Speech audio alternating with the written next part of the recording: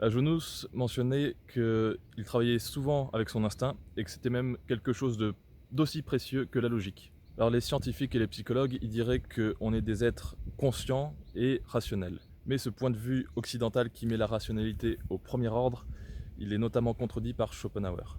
On pense qu'on prend des décisions basées sur la logique et la rationalité, mais en vrai, pas tellement. On prend surtout des décisions basées sur notre intuition, nos émotions ou aussi notre volonté. D'ailleurs, l'instinct, c'est une volonté. C'est un moteur fonctionnel de notre être, de qui on est. Il domine l'intellect et l'intellect devrait être secondaire, un peu comme un consultant. On ne peut pas dire exactement dans quelle mesure on doit baser décisions sur notre instinct et pas sur notre conscience, sur la raison. Mais en fait, ça va dépendre de tout le monde, ça va dépendre aussi des circonstances. Certains instincts, ils viennent de nous-mêmes, ils sont ancrés en nous. D'autres, ils sont basés sur ce qu'on a vécu, sur notre environnement. Donc ce qu'on a vécu comme expérience, notre culture, éventuellement aussi ce que nos ancêtres ont vécu.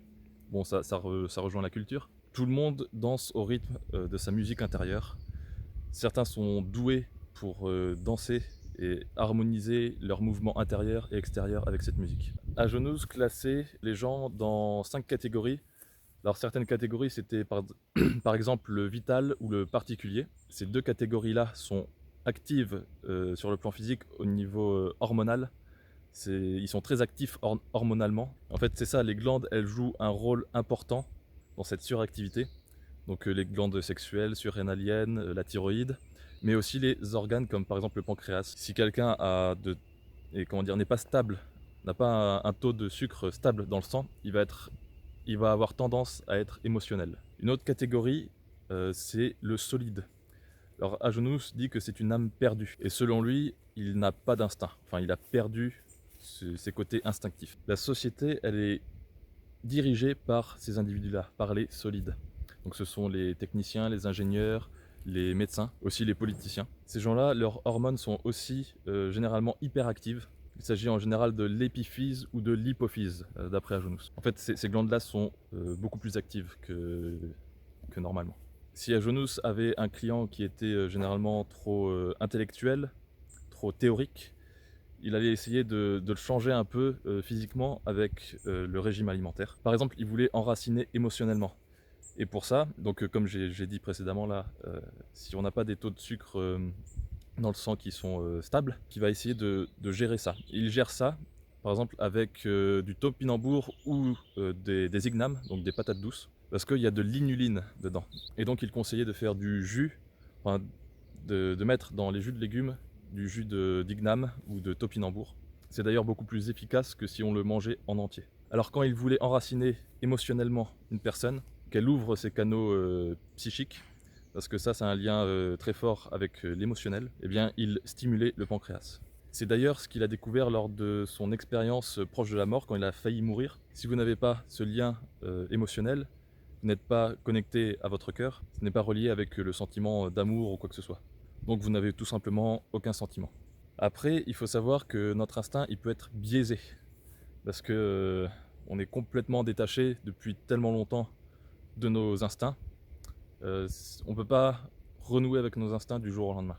Nos instincts sont biaisés à cause de notre passé, donc parce qu'on a mangé cuit, parce qu'on est intoxiqué, parce qu'on est civilisé, autant dire domestiqué.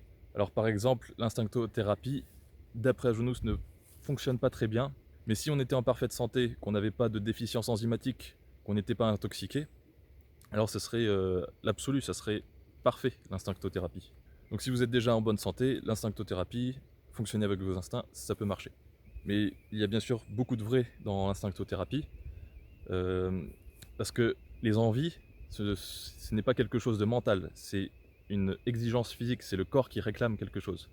Donc il faut parfois savoir traduire, comprendre ce que réclame le corps. Dire qu'une envie c'est quelque chose de mental, c'est le point de vue d'un psychologue ou de quelqu'un qui veut manipuler les gens. Nietzsche explique dans Généalogie de la morale que les instincts, s'ils ne sont pas exprimés extérieurement, ils vont s'exprimer d'une autre manière, ils vont s'exprimer intérieurement.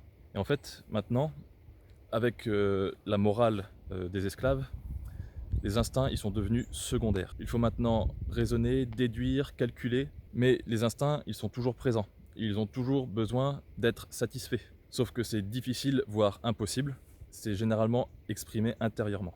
Par exemple, si on ne peut pas être cruel, si la morale nous l'interdit, alors ça va être exprimé intérieurement. La cruauté va être intériorisée, et c'est ce qui va amener à l'idéal ascétique, par exemple. Donc l'idéal ascétique, c'est quoi? Ça va être le jeûne, donc ça va être s'affamer. On va mettre au premier ordre le désintéressement ou le sacrifice de soi. Ça, c'est de la même essence que la cruauté.